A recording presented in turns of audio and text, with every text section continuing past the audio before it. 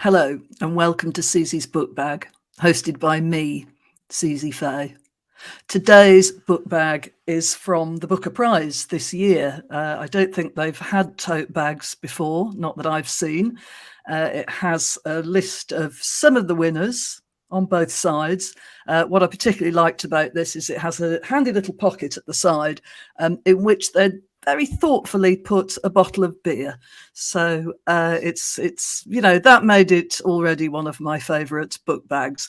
And it does have a connection to today's interviewee. I'm so thrilled to be talking to a friend, a former colleague, a hugely admired author, Blake Morrison, who is the author of a trilogy of memoirs, the latest of which, Two Sisters, has just come out to rave reviews.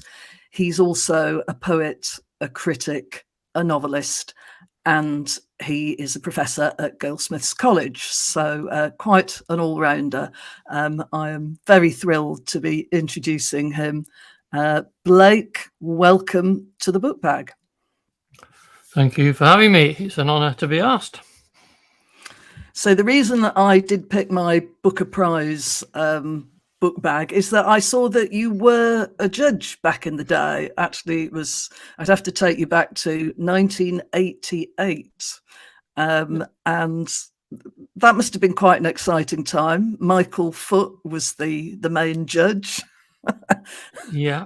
You had Sebastian Folkes, you had Rose Tremaine. Those were the days, eh? Those were the days. And it was the Oscar and Lucinda year. And from a very early point, 4 of the 5 of us thought Oscar and Lucinda, it's got to be Oscar and Lucinda. There were some very other good books on there. Bruce Chatwin's Utz was amongst them. There were ones that missed the boat, like Doris Lessing's A Fifth Child, that perhaps ought to be in there. And we got to the final meeting, and Michael Foote wanted Salman Rushdie's notorious novel, Satanic Verses, to win. This was before the controversy really had broken over the Satanic Verses, and it was on the shortlist, and we all admired it. But the whole meeting was over in about 20 minutes because Michael's reasoning behind the choice was not brilliant, and we all had our favourite already. And Salman was extremely gracious at the ceremony.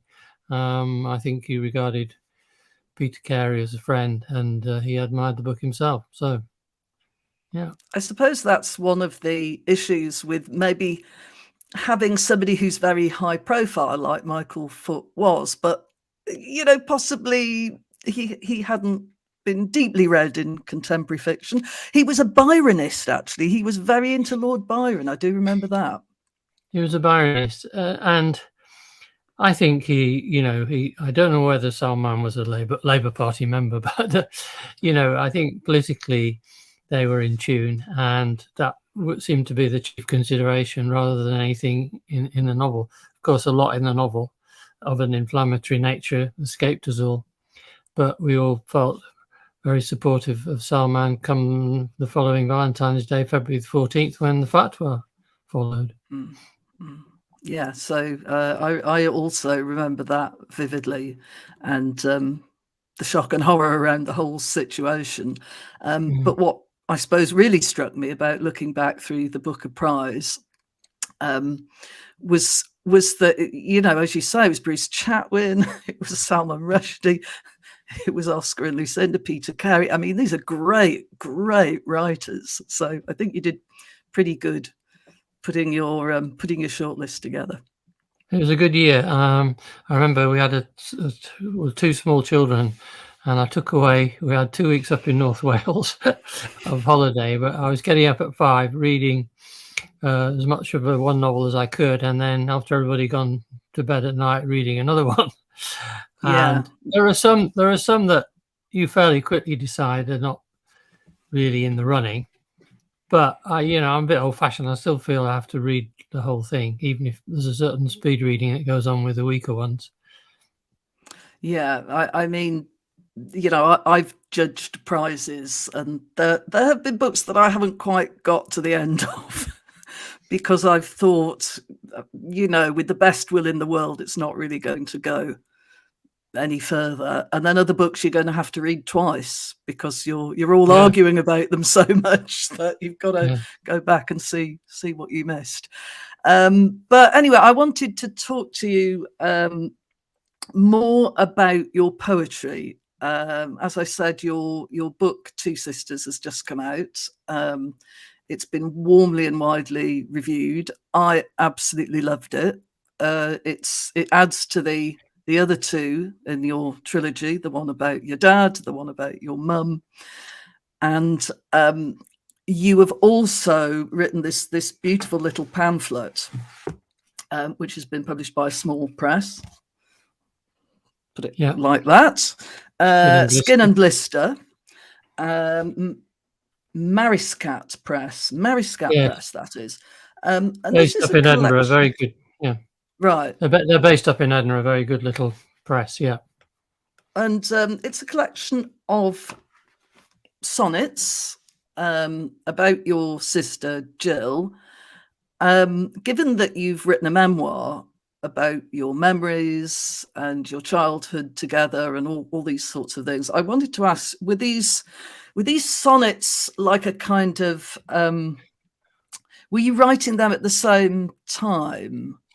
Were they kind of a little offshoot while you were writing your prose? No, it was strange. I finished the memoir, bar, a few edits and slight changes. And then in the summer of 20 or 21, I can't remember which it was now. I'll have to look at the book. It tells me there. But I just found I had more to say, that the book hadn't said it all, or prose hadn't said it all, and I needed to say more. And I think some of the poems were kind of addressed to my sister, addressed to you, which was a different approach than the one I took in the memoir. And I like the formality of the sonnet, the structure of it, what it would allow. And either before the sonnets, which kept growing in number, I got to 20 and I thought, I've got to stop. But at some point, it may have been before them, I also did a sestina, which is this very complicated verse form, 6 stanzas of 6 lines, and with 6 key words that get repeated in each stanza, and then a short 3-line stanza at the end where they all come back again. And it's a very difficult form, and I tried a couple in the past, but this one seemed to come so easily, suspiciously easily, and maybe that actually came first and inspired me to go on with the sonnets. But yeah, there were things somehow that remained to be said, and that's why I ended up adding to the memoir with the pamphlet.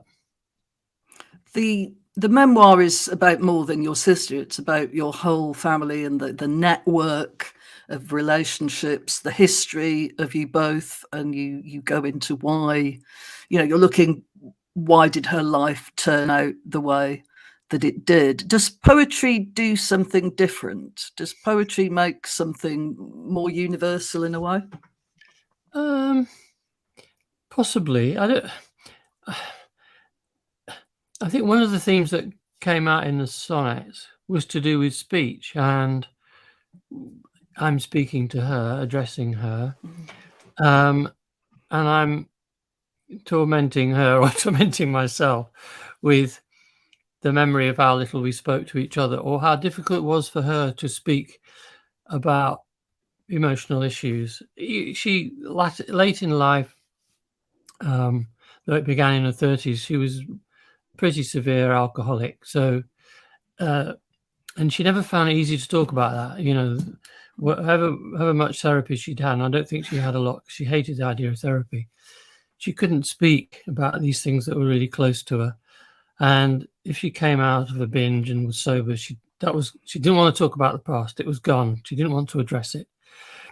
And I just felt we'd not had enough conversations in life.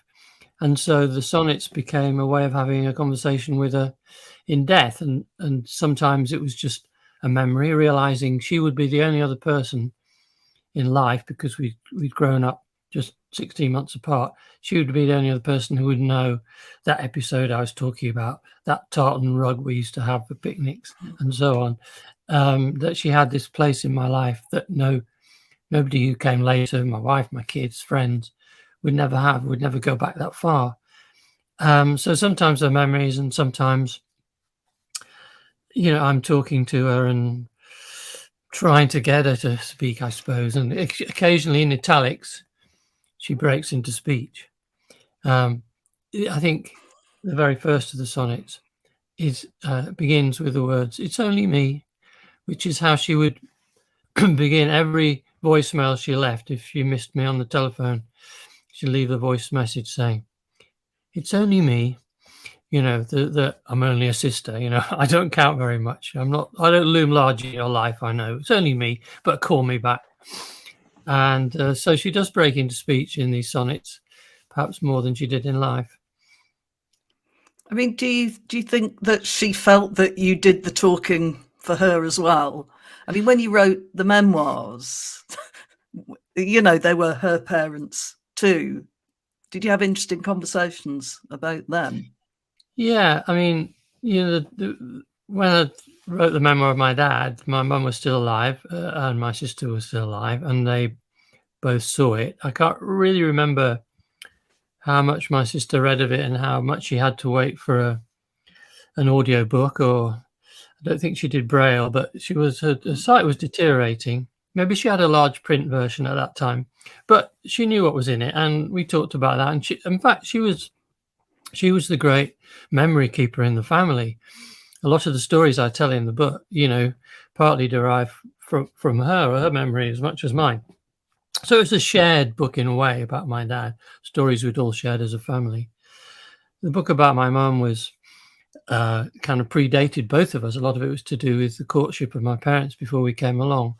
So there was nothing for her to contest in it. And really, I think she was okay with my books. I don't think she felt exploited or invaded. She did say that my mum suffered more over my book than she had let on to me. As for me writing about her, she did have a conversation with a friend where she said to the friend, "I wonder whether Blake would ever write about me one day," and said, "I wouldn't mind the idea." And when the friend told me that, I thought, great, I've got my permission now. I have written this book. I didn't know what Jill would feel about it, but it seems she wasn't terrified of the prospect of being written about. And I'm not saying she would like everything in the book. She wouldn't. But it's interesting that she wasn't ruling out the possibility of me writing about her. This is a difficult area because, you do, even if you write about the dead, there are the living who are affected. And you have to think about them and how they're going to feel. And so I showed the book about my dad to my mum before it was ever published, so that she could say, remove that or take that out, I don't like that. And I showed this book about my sister to her 2 kids, so that they knew what was in it and they could say, we don't like the idea of it, or could you change that? And luckily they had a few changes to suggest, but seemed to feel, well, it was telling the truth, and so there you go, fair enough. Not every family would react in that way. I'm fortunate in my relations, but they seem, and I hope still are, okay with it. I was talking to a friend of mine about your memoirs. We talked about the first one, and when did you last see your father? And he made the interesting point that maybe nobody would remember now that was actually a painting. You took the title from a painting that used to be, I think, on sort of biscuit tin lids and things. Yeah, didn't it? And and the thing was, I had this phrase in my head: when did you last see your father? And by chance, I mentioned this to Andrew Motion. It was who, was a good friend, and we published that anthology of Penguin contemporary British poetry together. And he said, "Oh yeah, but it's a painting, isn't it?" And it wasn't one that hung on our wall, or it was on any biscuit tins I remember. But it's in the Walker Art Gallery in Liverpool, and I looked at it, and it was the perfect title for the book, with the "and" at the front, because the little boy who's being interrogated about the whereabouts of his father, an enemy of the interrogators, is being eased into giving away his father's whereabouts. So it kind of goes, and what did you have for breakfast? You having a good time today? And when did you last see your father? Anyway, yeah, it's indeed a painting. In your biographies, in your books, you nearly always say, born in Skipton, Yorkshire, born in Yorkshire. Is that still so much a part of your identity? You've still got a little bit of the Yorkshire burr, haven't you? Yeah, but it's a lie. I was born in. You'd be interested, Suzi. I was born in Lancashire. My parents were GPs, and they had a medical practice, which was in a little place called Earby, which is, I think, postally it's in one county and geographically it's in the other. It's right on the border. And when my mum went into labour, the nearest general hospital was Burnley. So I went to Burnley, and they later became my favourite football team. But, a little bit later, we moved a mile inside Yorkshire, definitively in Yorkshire from Earby, to a little place called Thornton. And I went to school in Skipton. And I always think that's the easiest and closest to where I grew up. So that's what I say. I still feel it's part of me. The loss of my parents and my sister, and really also my connection with Northern Broadsides, the theatre group who I used to work with, are based in Halifax. All that means I get to Yorkshire much less than I used to. But yeah, it's still part of me, for sure. I'll have to forgive you for writing about the Pendle Witches then. Well, because I grew up in Burnley, actually, within sight of Pendle Hill. So yeah, and it was pretty much in sight of where we were. And that was many years later before I went up Pendle Hill. But people would always talk about going up Pendle Hill on a particular night in the summer. I don't know which one. Probably one of the long June nights, and having fun up there. Maybe you did. Well, I never went up Pendle Hill, so that I'm a bad Burnleyite, I think. But I could see it. I could brood about it. I wrote a little poem called Pendle Witches, and then many years later I got asked would I do a little book around, it was the 600th anniversary, or do I mean the 400th? It couldn't have been the 600th, could it? It's anyway, probably about 1600, all the everything. Yeah, 1620. So I think it was, say, I don't know, 1615 or 16, somewhere around there. And for the 400th anniversary, there was a publisher. I got this commission to do a set of poems around Pendle Witches. So I've kept up that part of me as well.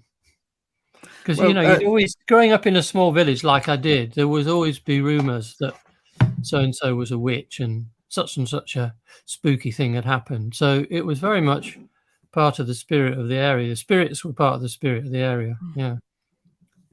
I dug out this selected poems that which is published by Granta.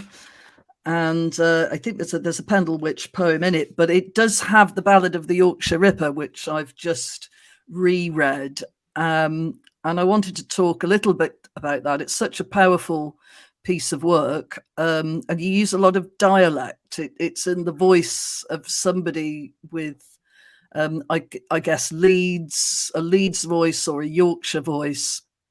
And I wanted to ask whether the whole time of the Yorkshire Ripper, which is now fading into the past, was very vivid to me and very horrifying. And I wondered whether it really struck you. Did you feel I have to write something about this? This is major. Well, I was very conscious that Peter Sutcliffe grew up not far from me in Bingley. And he used to, once or twice, went to this cafe called the Tomato Dip, which is on the outskirts of Skipton, which we all knew well. And then I read Gordon Burns' book about Sutcliffe, somebody's husband, somebody's son, and I was really struck by it because he really got to know the family, and particularly what he brought out of the book. I thought, not necessarily making much of it or explicitly saying this was what was in the family, but was misogyny, huge. And And I think it was that spurred me on. And then I had an appendicitis. And in those days, if you had your appendix out, you had a little spell in hospital, and you were told you couldn't go back to work for a couple of weeks. And I kind of sat down in a 9-to-5 way and wrote this ballad in straight English about Sutcliffe. And then I read it again, and I thought, this is terrible. There's just no reason for this. We've had it all over the press. This was the mid-90s, some years after Sutcliffe's arrest and so on, but it still felt like it was going over familiar ground. And then I put it away, and then I came across this dialect dictionary of old Yorkshire dialect words, and it was great. I mean, there's some wonderful words, and some I knew from childhood, but others were unfamiliar to me.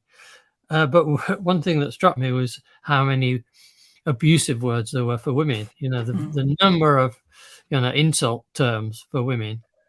And I thought, well, there you are. You see, this is the language in which the poem should be told, or could use some of that, because that was the theme in a way. Was people saying they couldn't understand why this man had done what he'd done, but he'd grown up with this in this culture of misogyny, and he'd really absorbed it and taken it on and acted out the worst impulses with it. So yeah, it looks a bit weird on the page. I don't know how you found reading it, but I think when I speak it, or when anybody else with a good Yorkshire accent speaks it, the words have a clarity, even if they are unusual dialect words. Yeah, I just heard that while reading. I mean, that was the voice in my head, looking at the poem, which is in the voice of a young man who is thinking about the Ripper murders and realizing that his mates don't have quite the same view as he does. Yes. They're part of this idea that women should be punished if they step out of line. And I remember being just so infuriated by the the God told me to do it defense, because like God telling you to sneak up on people who are much smaller than you are and hit them over the head before they can do anything, and does it really sound like God? So, and then the other thing, I thought, if you really thought God intended you to do something, you wouldn't hide anything, and when the police came, you'd go, no, it's all right, chaps. Yeah, I'm on a mission from God. So yeah. I mean, it's interesting what you say about the guy. I thought the speaker, who's not me, and in the way the poem took off when I used someone else's voice, not mine, and it freed me up a bit.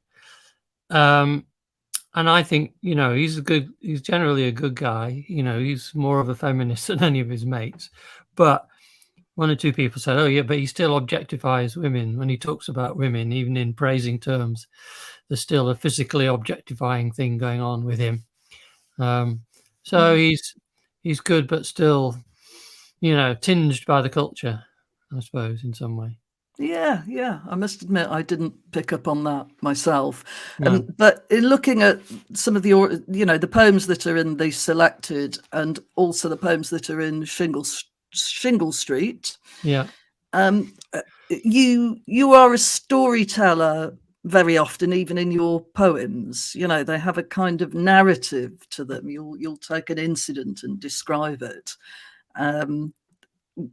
Would you agree with that? Yeah, I think so. I think to a degree, yeah. I mean, it's interesting. When Andrew Motion and I were putting together the Penguin Book of Contemporary British Poetry, there seemed to be a contrast between the so-called Martian poets, doing clever things with simile and imagery, and Andrew, and to some extent others like James Fenton. Andrew's term for it was secret narratives, and I thought, yeah, there's a degree to which I'm doing secret narratives and enjoy storytelling. At the same time, there's also the lyric eye, the impulse to write the short first-person poem about a response to something, not necessarily in story terms. But yeah, you're right. I'm probably a narrative poet, and even like the poems to my sister, I suppose, add up to a kind of narrative, because they go through a life. We do go back to childhood, and we do come through to her death. So without me really intending it. There is a narrative element there too. And then I think, I have a poem called On Sizewell Beach, which was about going to Sizewell or wanting to write a poem. It was in the wake of, I don't know whether it was in the wake of Chernobyl or it might have been before that, but it was certainly in a climate of fear about, nuclear explosions in power plants. And I thought, I'll go to Sizewell Beach. I had my daughter with her. I left her on the pavement. A car comes around the corner. And I end up writing the poem of that and forgetting the poem about nuclear catastrophe, the horror of nearly losing your child through your neglect. And yeah, so there are other narratives like that in my work. Yeah. And those are written, they tend to be written in a looser form, so moving away from things like sestinas and sonnets. But do you think form has a function in the sense that it can rein you in and make things a bit stranger than just you saying something to us? Yeah, I think you're right. They do both. They certainly contain you, and you need limits. Whatever you write, you need to be up against some sort of limit. But they also, maybe because of you're looking for a rhyme, or your verse line, your rhythm takes you somewhere surprising. You can end up in surprising places. One or two of the poems to my sister sort of go off at a bit of a tangent. So that's the virtue of form. In fact, I seem to use it more often now than I used to. And even if I'm not, I tend to be more blank verse than free verse, which is probably very old-fashioned. But I remember it was a real eye-opener for me when I read Tony Harrison. Harrison, yes, who is, the most, I think, highly intelligent, but also highly emotional of poets when writing about his parents, but he contains it in those Meredithian sonnets. And you just suddenly realized at the point where people were sort of suggesting form was dead, how much he achieved through the 16-line sonnet form. And isn't V a kind of ballad form, I seem to recall? And it's absolutely musically strict in a way. I mean, he somehow works with the rhythms of Yorkshire speech, yes, but it's absolutely correct in terms of the metrics of the poetry, and it sounds like a Yorkshireman just telling us interesting things. I mean, he's so virtuosic, isn't he? Yeah, and you got his voice, so then breaking into it, the voices of the, as it were, the lads, the football kicking louts that some might call them, who are kind of defending what they do and abusing him. So you get two kinds of Yorkshire voice in that poem. Very accomplished poem. You're right. Yeah. Fantastic. You have written lots of criticism, but you wrote a book of criticism about the poets that were named the movement. It's not the most exciting title of names. No. You didn't come up with that, I don't think. But I love all the kind of history of different styles and genres of poetry. So what did the movement come after? What was it a corrective to, and why was it important? I think it was a corrective to, on the one hand, the poets of the 30s who you associate with political engagement, Auden and Spender and MacNeice. Some of the poems and others were politically engaged, and the movement came along, and in the line of a Donald Davy, a neutral tone is nowadays preferred. This wasn't going to be politically engaged poetry, and it was also a reaction to poets in the 1940s and neo-romantic movement and Dylan Thomas. Right. It was going to be rational. It was going to be common language that people use, no high-flown rhetoric. And, for me, it was significant. I'd had my phase of loving romantic poetry, but suddenly I came across this critique of it by people like Philip Larkin, Donald Davy, Kingsley Amis, D.J. Enright.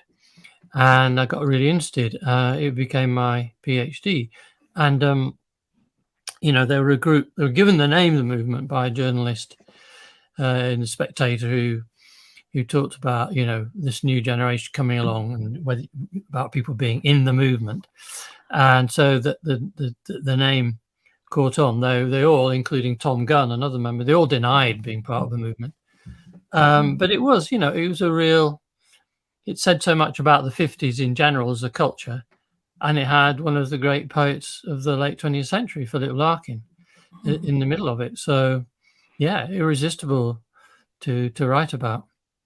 Tom Gunn feels like the outlier in that group. Was it kind of hard to, conceptualize the movement in a way that made everything fit? Well, there were two anthologies that were pretty much identical, not quite, and with the same names. And he was there, but he was younger, he was gay, and that became more apparent once he moved away from the UK to California.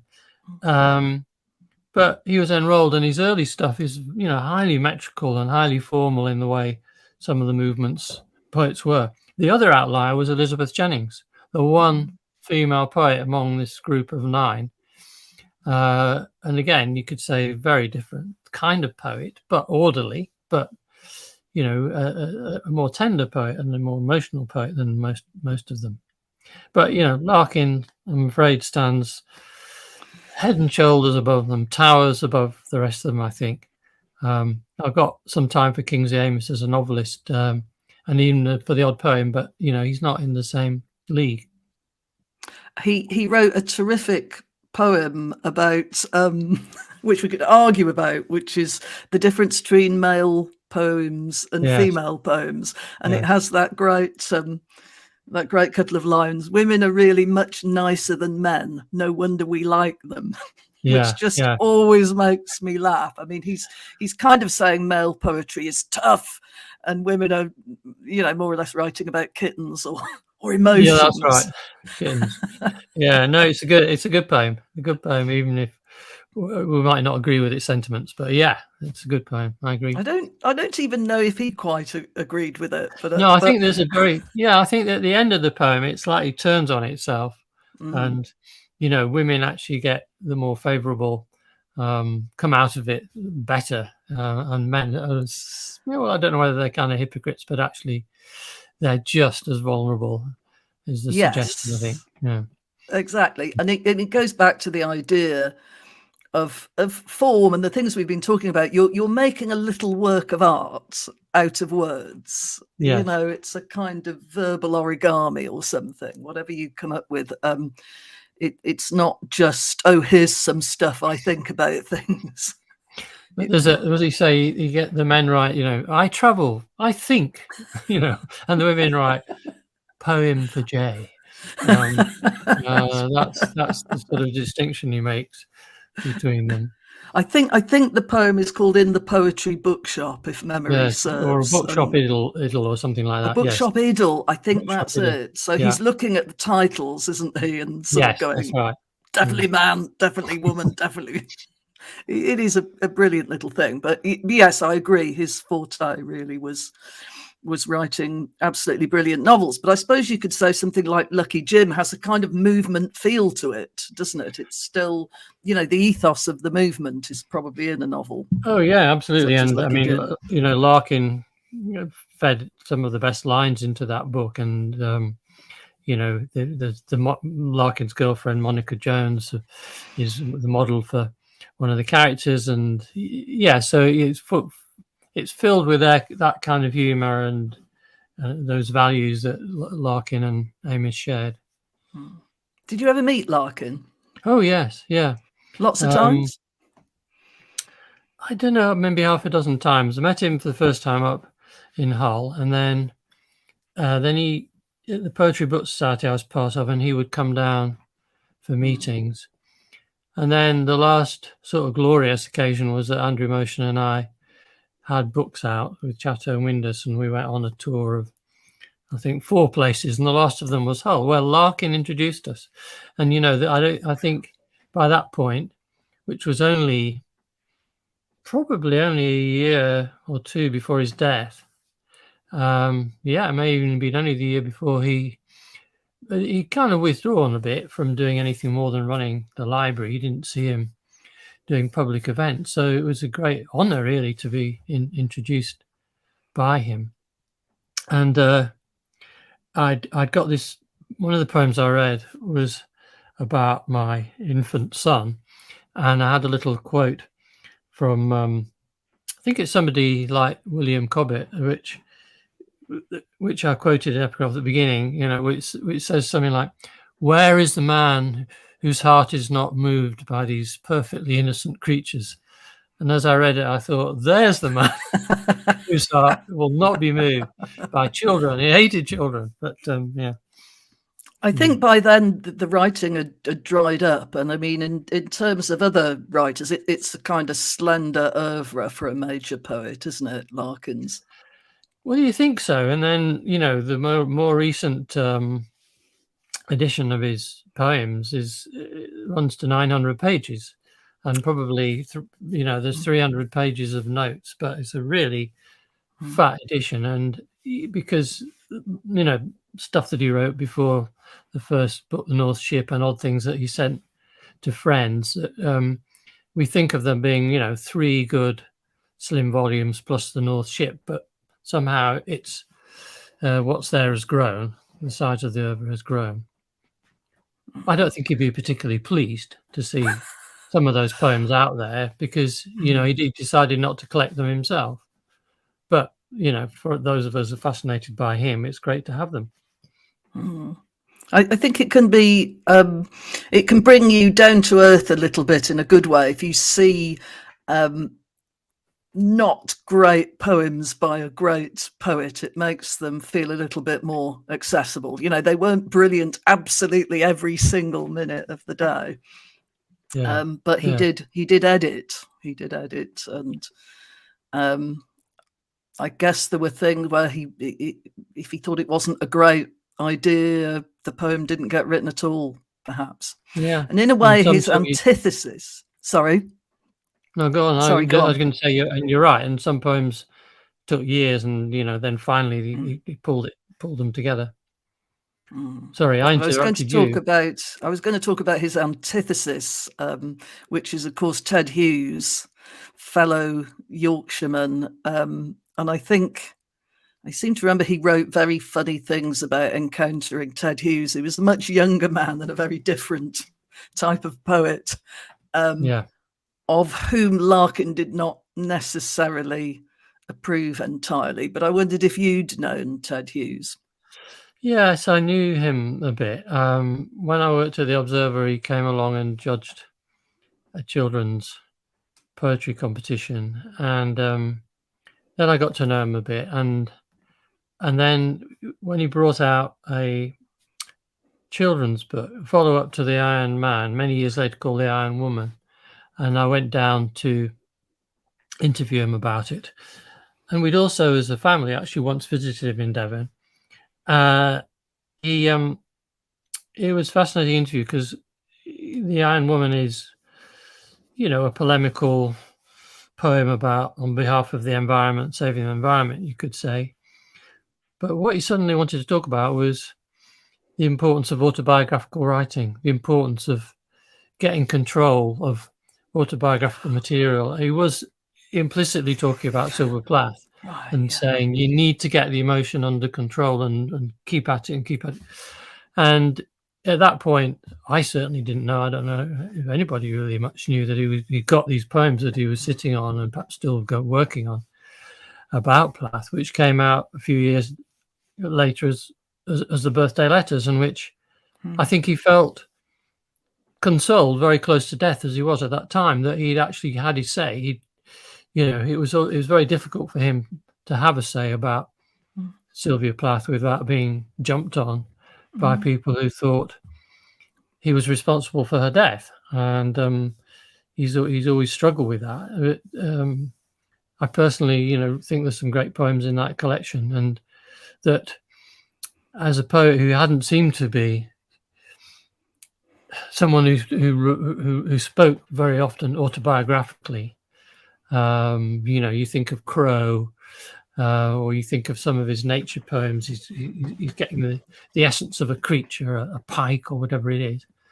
These were poems, you know, where the first person and memory poems just came through. Was he an influence on you at all? Probably in the early days, trying different voices or different styles. He was. I certainly admired his poems a lot. I'd have said those two were the big two when I was, you know, trying to write my own poems. But I ended up, Larkin, I think, infects my voice, or did used to infect my voice more than Ted Hughes's. When you say you went down to Devon, presumably you went to the house that he had lived in with Sylvia Plath. Was that a kind of strange experience? I think I was so overwhelmed by him, the idea of, yeah, you know, and of us with small kids and how it was going to be. And he got out these skins and furs that he collected of various animals, and you know, with the kids dress up in them. And he was very hospitable. He was the absolute opposite of the sort of, I don't know, the caricature of this sort of haughty, demonic figure. You know, he's just very friendly and delighted with having small children there. But, you know, I didn't go in a sort of snooping way and think too much about, oh, Sylvia Plath would have walked here or whatever. And, of course, he was with Carol, his wife, by then, who was also very hospitable. So kind of ghosts had been laid to rest kind of thing. Maybe. Probably never were they? But, yeah. Mm-hmm. Yeah, I mean, I would have loved to meet him, but I also think I would have been a little bit terrified. And again, the sort of attitude of women seems to be very different to men. To him. I mean, you encountered different Teds, possibly.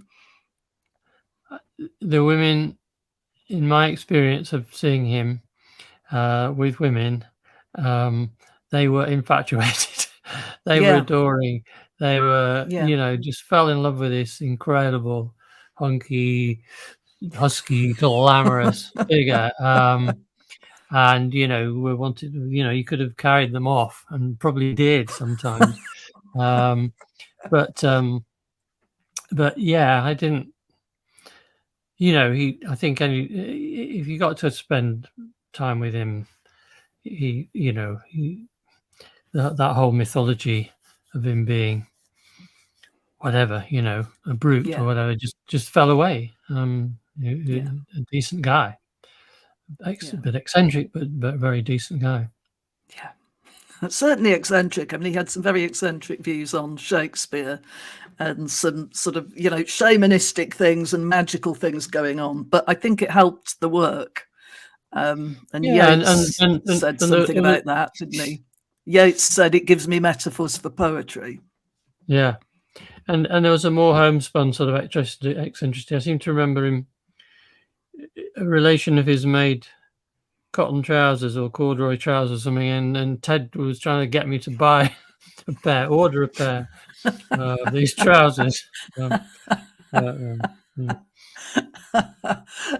So I wanted to ask you a little bit about, we did that event together at Blackheath last week, and the second half, first half, you know, literary chat, second half was the musical half with the Hosepipe Band, rather wonderfully named, and you were reciting your poetry over their music. And what I thought was funny, we were all hanging out in the dressing room, in the green room, and it's like just, you know, a bunch of fun people, you know, hanging out, and then they go on stage and they're magical. They're just they're superstars. It was just incredible to see them, and then you kind of think, I don't know, I was a bit starstruck by them. They're all so talented. How did you start working with the Hosepipe Band? Well, I'm glad you enjoyed it. And, you know, there are four of them. There are two couples, really. And Cara is the only one who just plays one instrument. She's on the keyboard because, you know, you've got somebody who plays double bass and guitar, somebody who has a few push-pull type instruments and accordion and so on. And then you've got that someone would play saxophone, bagpipes, clarinet, whatever it is, the wind instrument. So the real range of talent. So Simon, who's, in a way the organizer, he got in touch a few years ago and said, I've read these poems in Shingle Street. He lives in Suffolk. A lot of the poems are set on the Suffolk coast. He said, we really like them. We'd like to set them to music.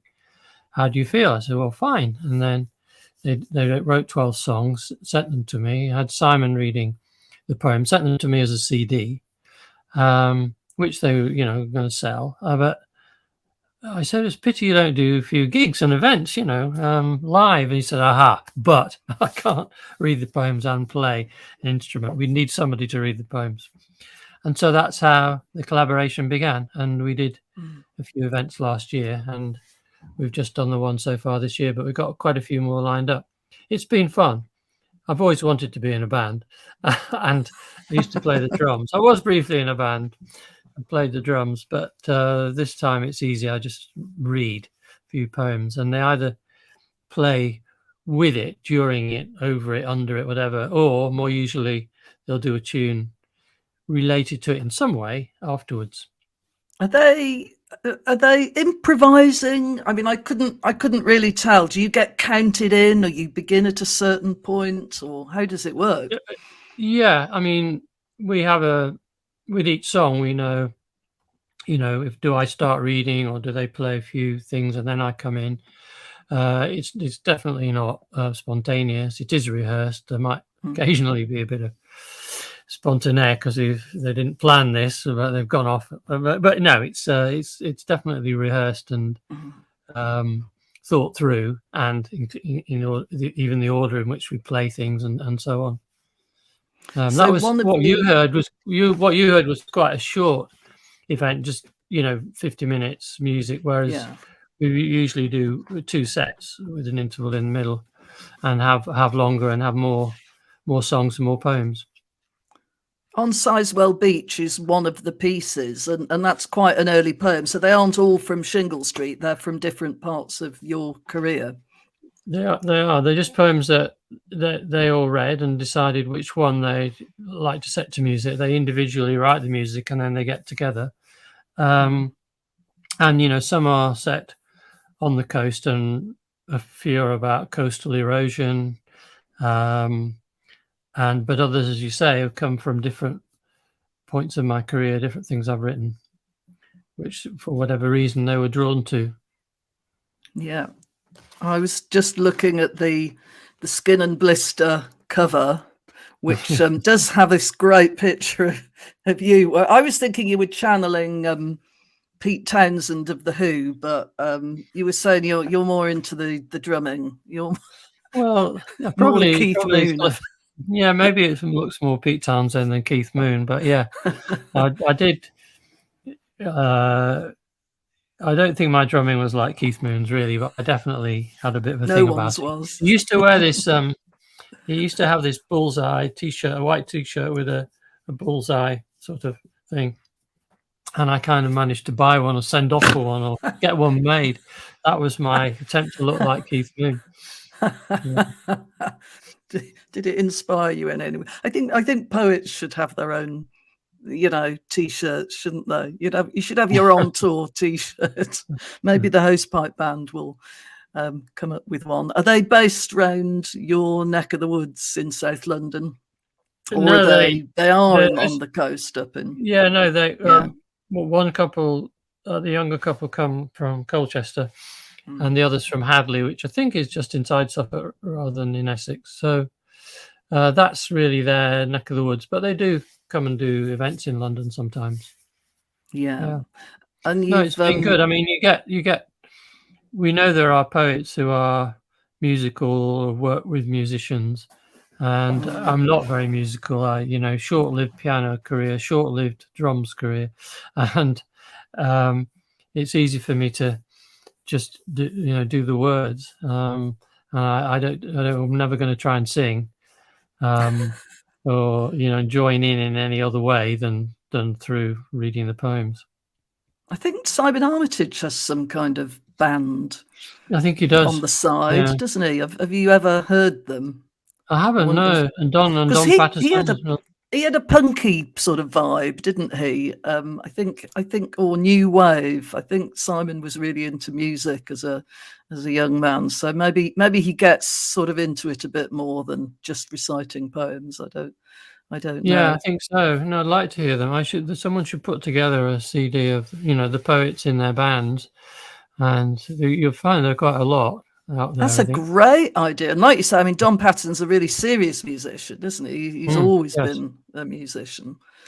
Yeah. Oh, that's quite a good idea. Maybe the British Library should do that. They've had recordings of poets reading their work. Maybe they should go the extra mile and have bands as well. And there's people like Kay Tempest, who Yes, of has a course. really serious musical career. Yes. I'm all for it. In terms of, one of the most annoying things is banal lyrics. Yeah.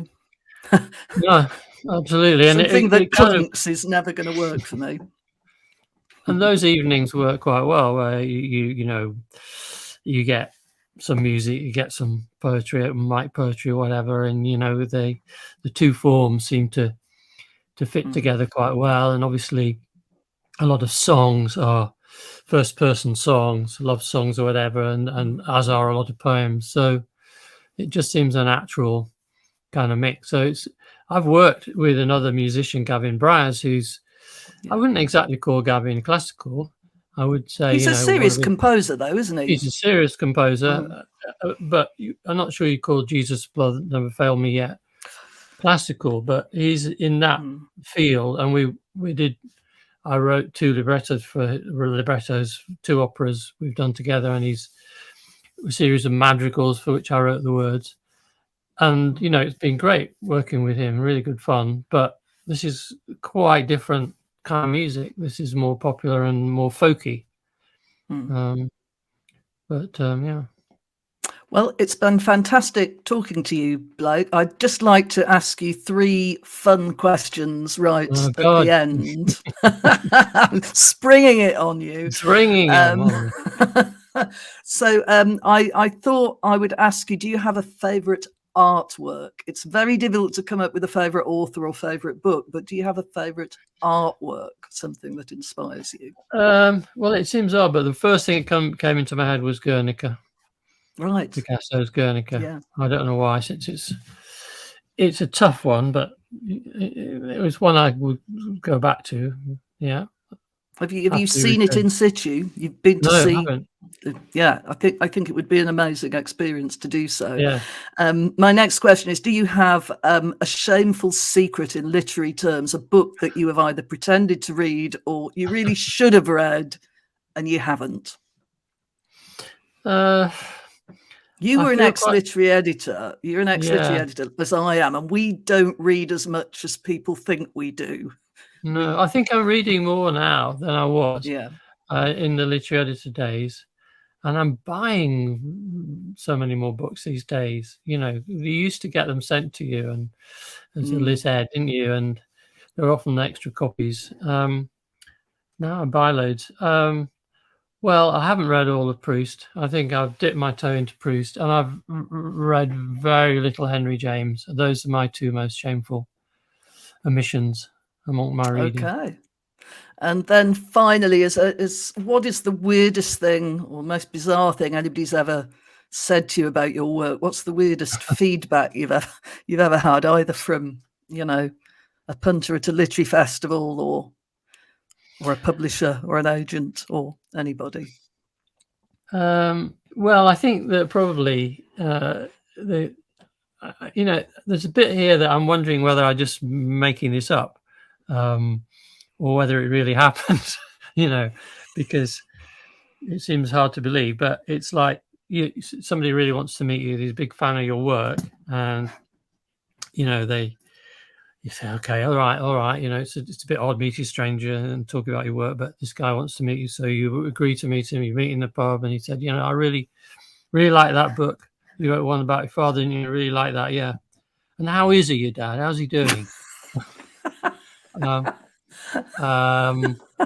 So did I make that up?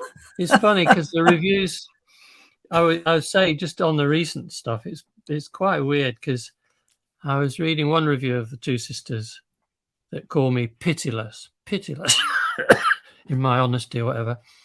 And I had another one that said, to write a really good memoir, you need to be tough and brutal, and he's not got it, sort of thing. He didn't say that in so many words, but it was effectively saying he's too soft and kind and decent. And this other one saying he's pitiless bastard.